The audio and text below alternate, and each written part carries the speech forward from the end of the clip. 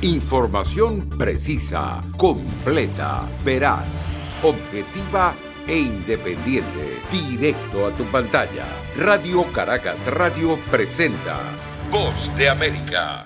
Las dificultades para acceder al diagnóstico y tratamiento de VIH se han convertido para un sector de la población en una de las motivaciones para salir de Venezuela, revela un informe del Centro de Derechos Humanos de la Universidad Católica Andrés Bello, que evaluó la situación de salud física y mental de personas migrantes y refugiadas venezolanas en relación con su orientación sexual o identidad de género. En este sentido, Alberto Nieves, director de la organización Acción Ciudadana contra el SIDA, explica que en Venezuela la asistencia a pacientes con el virus ha disminuido dramáticamente. Desde el año 2016, el gobierno venezolano no compra medicamentos antirretrovirales ni ha procurado recursos para adquirirlos. Una situación sumamente grave que ha impactado en la calidad de vida de las personas con VIH, del aumento de muertes. Según el informe, en los países receptores también surgen obstáculos para acceder al sistema de salud debido a lo que califica como excesivo formalismo en el manejo de los protocolos de atención general, y añade que se observa discriminación en razón de la nacionalidad o condición migratoria. Además, resalta que la mayor amenaza que se presenta a la salud mental en los casos de personas LGTBI provenientes de Venezuela son los prejuicios que generan violencia y discriminación. Frank Rangel, miembro de la organización Caribe Afirmativo, comenta uno de tantos ejemplos. La policía interceptaba a las mujeres trans de allá de Cúcuta, de origen venezolano, las llevaban también al CAI y les cortaban el cabello.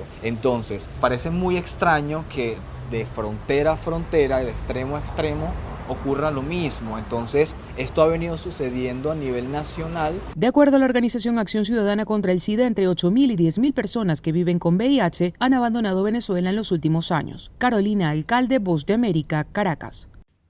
El 2020 fue el año en el que las prioridades cambiaron y la irrupción de la pandemia del COVID-19 nos obligó a adoptar una nueva normalidad caracterizada por el uso de mascarillas y el distanciamiento social. Y también fue el tiempo de reconocer el valor del trabajo de los sanitarios que pelearon y continúan luchando en primera línea contra la enfermedad. En Estados Unidos, los enfermeros y enfermeras se han ganado el profundo respeto de los ciudadanos y son los verdaderos héroes de esta crisis sanitaria, arriesgando sus vidas cada día para minimizar la propagación del COVID-19 y sacrificaron su seguridad durante los primeros meses al trabajar sin los equipos de protección adecuados. Ahora continúan en su desempeño y vacunan a tantas personas como sea posible para volver a la normalidad cuanto antes. Pese a que sus condiciones laborales actuales pueden resultar peligrosas, lo cierto es que generalmente son tareas económicamente bien compensadas, con un salario base promedio de más de $100,000 al año y tienen algunas de las tasas de desempleo más bajas de los Estados Unidos. De los 50 estados que conforman el país, el sitio de finanzas Wallet Hub reportó cuáles son los mejores y peores lugares para vivir en Estados Unidos si eres enfermero. Y entre los mejores menciona: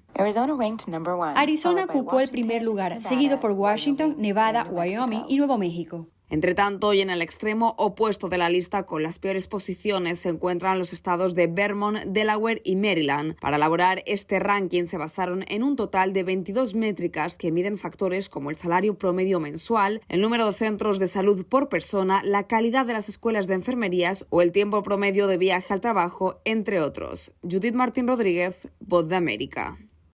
La aprobación de las reformas electorales y la elección de nuevos magistrados del Poder Electoral que realizaron diputados sandinistas y sus aliados en la Asamblea Nacional de Nicaragua es considerada como una maniobra política más para favorecer al Frente Sandinista en los próximos comicios generales y provocó el rechazo unánime de todos los sectores opositores en el país. Las reformas aprobadas han sido rechazadas por los 10 precandidatos presidenciales de la oposición, el grupo promotor de reformas electorales y un poco más de 50 partidos políticos opositores, organizaciones de la sociedad civil, gremios empresariales y asociaciones que agrupan a nicaragüenses en el exterior. Juan Sebastián Chamorro, precandidato presidencial, lamentó que se perdiera una oportunidad clave para resolver la crisis sociopolítica del país. Queda en evidencia que no hay la más mínima voluntad de permitir ni siquiera una sola voz que se levante en contra del fraude. El profesor universitario y expreso político Ricardo Baltodano, antiguo militante revolucionario y cuya hermana Alma Baltodano se mantiene vinculada al Frente Sandinista como nueva magistrada electoral, considera que la aprobación de las reformas y los nuevos magistrados obligan a la oposición a replantearse su estrategia a pocos meses de las elecciones. Esto es un momento sumamente sumamente importante de este proceso. Vendrán nuevas medidas de la comunidad internacional y un replanteamiento de la estrategia de los grupos de oposición. Las elecciones de noviembre serán claves para Nicaragua, ya que definirán si cesa o se extiende por 5 años más la primacia casi absoluta de Daniel Ortega sobre la política nacional. Dalian Ocaña, Voz de América, Nicaragua.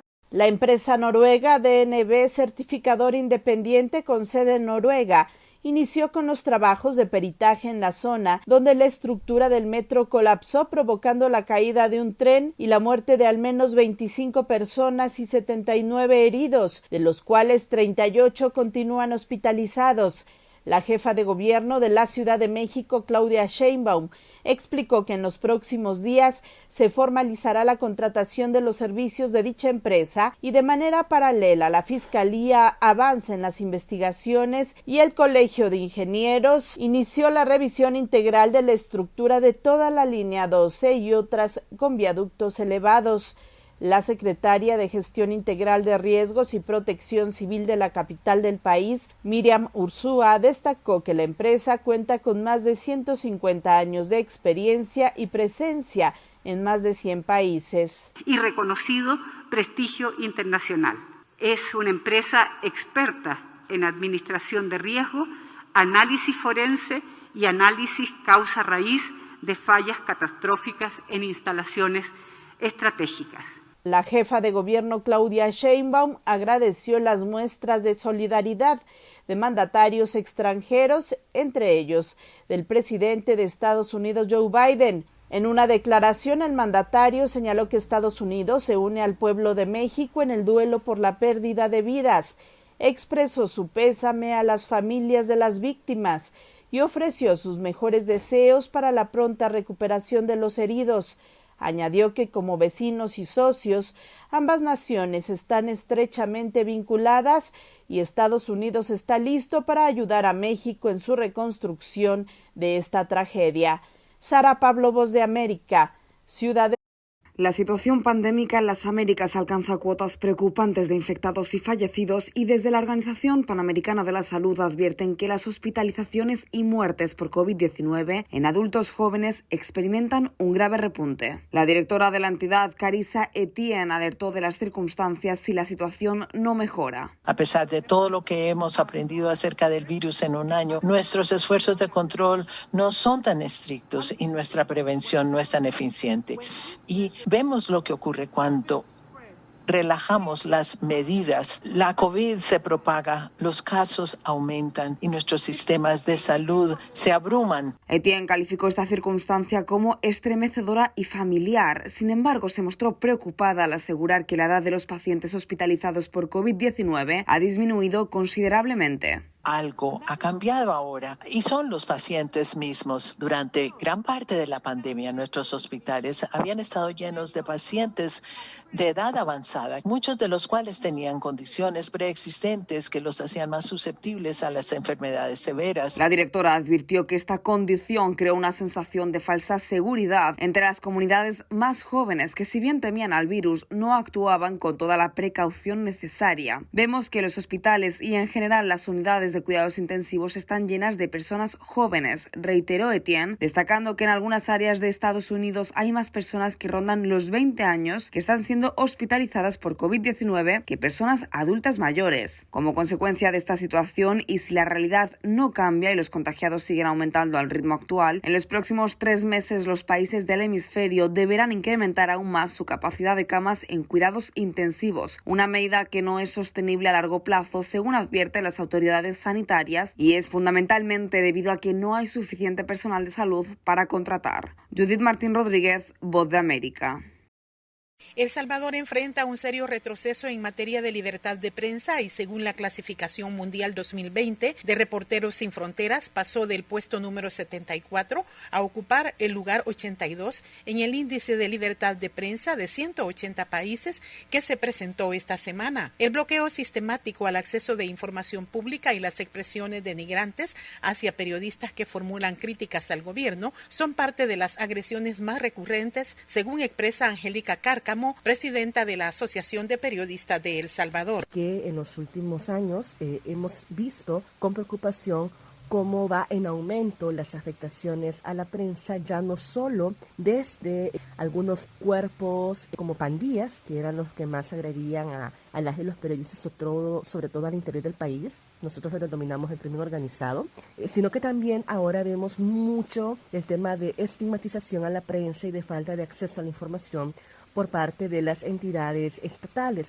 Solo en los primeros 4 meses de este año, la gremial registra un incremento de un 109% de las denuncias de vulneraciones al ejercicio periodístico, ya que en el mismo periodo de 2020 hubo 54 denuncias y en 2021 la cifra se incrementó a 113 casos, entre los que se destaca acoso con expresiones denigrantes a través de plataformas digitales y la negativa a entregar información pública. El presidente Nayib Bukele, en una conferencia de prensa a finales del pasado año, valoró así la libertad de prensa y advierte que es un derecho para todos. Y nosotros aquí nos comprometemos frente al pueblo salvadoreño a garantizar la libertad de expresión al máximo, al 100%, y garantizar la libertad de prensa al máximo, al 100%. Pero ojo, esa es la misma libertad que tenemos todos, porque ustedes de alguna manera, no todos los periodistas, pero estos grupito de periodistas incómodos, que así se autodenominan, ustedes sienten como que solo ustedes tienen el derecho a la libertad de expresión. O sea, entre los periodistas hay inquietud porque los obstáculos al ejercicio profesional se profundicen en medio de la situación política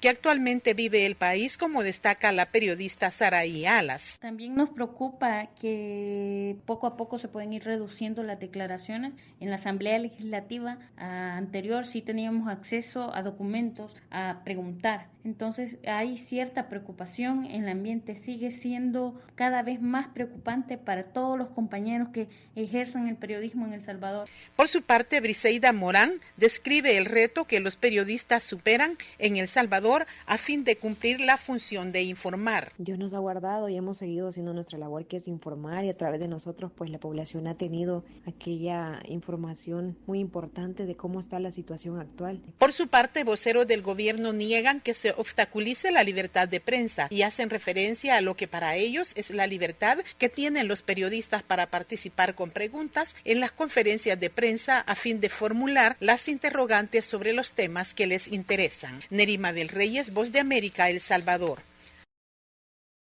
Esta semana se continúa hablando de la libertad de prensa, cuyo día se celebró el 3 de mayo, y el secretario general de la Organización de las Naciones Unidas, Antonio Guterres, emplazó a los gobiernos del mundo a hacer todo lo que esté en sus manos para apoyar unos medios de comunicación libres, independientes y diversos. También se refirió al desafío que significa informar en esta época.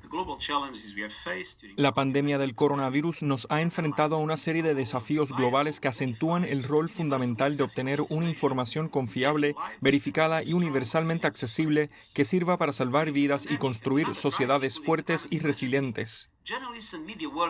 Durante su alocución, el secretario general destacó la importancia de los periodistas en esta época de crisis y dijo textualmente que facilitan la tarea de navegar por un mar de información que cambia constantemente y aclaran peligrosas inexactitudes y falsedades. Además, Gutiérrez también hizo énfasis en el riesgo personal que corren los periodistas a la hora de ejercer su profesión, ya que aparecen factores como la censura, el abuso, los acosos, las detenciones o incluso la muerte cuando hacen su trabajo. El secretario general también resaltó el esfuerzo económico que hacen los medios de comunicación para sobrevivir durante la pandemia y lo difícil que resulta mantener una información confiable cuando los recursos son limitados. Asimismo, reconoció que el periodismo libre e independiente es el mayor aliado de una lucha contra la información errónea y la desinformación. Por otra parte, la alta comisionada de las Naciones Unidas para los Derechos Humanos, Michelle Bachelet, habló sobre la importante labor social que cumple el buen periodismo.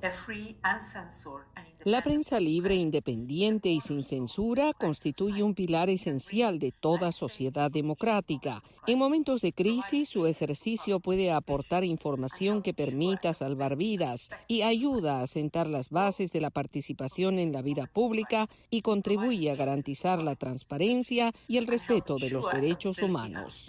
Este año se conmemora el 30º aniversario de la Declaración de Windhoek, que exalta los valores de una prensa independiente y pluralista. Además, fue el punto de arranque para que cada 3 de mayo se conmemore el Día Mundial de la Libertad de Prensa. Héctor Contreras, Voz de América, Washington.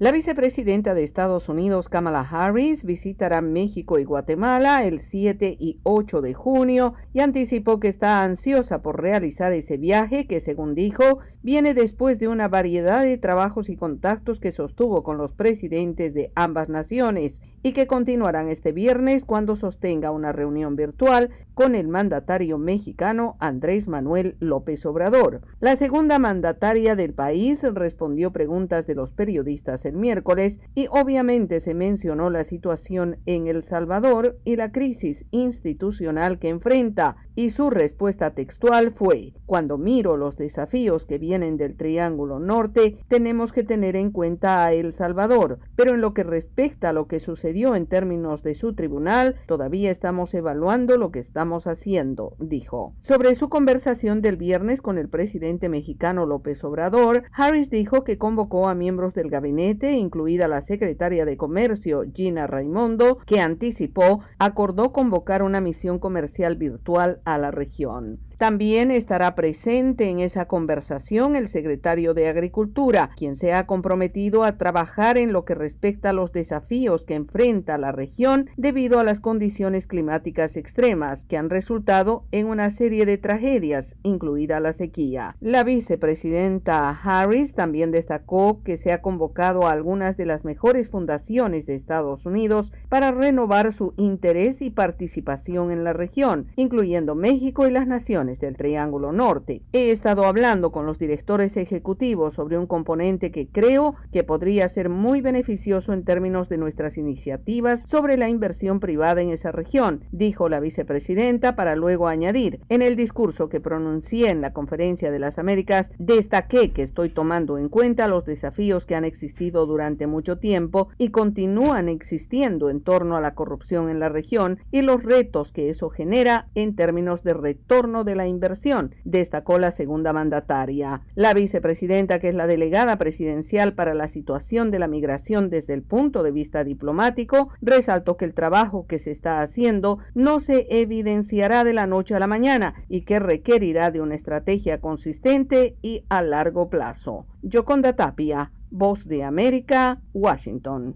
Colombia continúa viviendo una crisis social y política, con movilizaciones que en algunos casos son pacíficas y otras se tornan violentas, provocando graves desmanes en varias ciudades, como sucedió el martes, cuando solo en Bogotá se registraron más de 90 heridos y 15 comandos de atención inmediata de la policía destruidos, mientras el gobierno nacional anunció la apertura de un diálogo con diferentes sectores políticos, económicos y sociales. La alcaldesa de Bogotá, Claudia López, pidió que ese acercamiento sea con los jóvenes principales promotores de las marchas y manifestaciones. Es a los jóvenes dolidos, agredidos, es a los jóvenes desempleados, en pobreza, que son los que están en las calles de Colombia y de Bogotá, a los que hay que invitar a dialogar. Además de millonarias pérdidas, los actos vandálicos en varias ciudades del país han dejado 24 muertos confirmados, cientos de heridos y más de 500 personas capturadas. El presidente Iván Duque anunció recompensas a quienes entreguen información sobre los promotores de los hechos violentos. Hemos definido una recompensa de hasta 10 millones de pesos por la colaboración efectiva para la identificación y captura de los autores de actos vandálicos y delitos. Entre tanto, Francisco Barbosa, fiscal general de Colombia, aseguró que redes del narcotráfico y grupos subversivos estarían detrás de los actos vandálicos en ciudades como Cali. En los desórdenes y hechos vandálicos acontecidos en los últimos días, hay estructuras ligadas al narcotráfico, al ELN y a las disidencias FARC.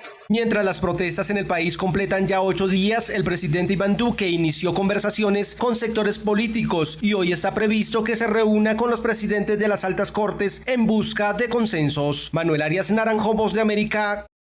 La Casa Blanca, la Organización de las Naciones Unidas y Amnistía Internacional se unieron al llamado de la comunidad internacional al gobierno de Colombia para que se garantice el derecho a la protesta, a la vez que condenan los actos de violencia ocurridos durante las protestas provocadas por el aumento de impuestos como parte de la propuesta del plan fiscal del gobierno de Iván Duque y que entran a su 8º día.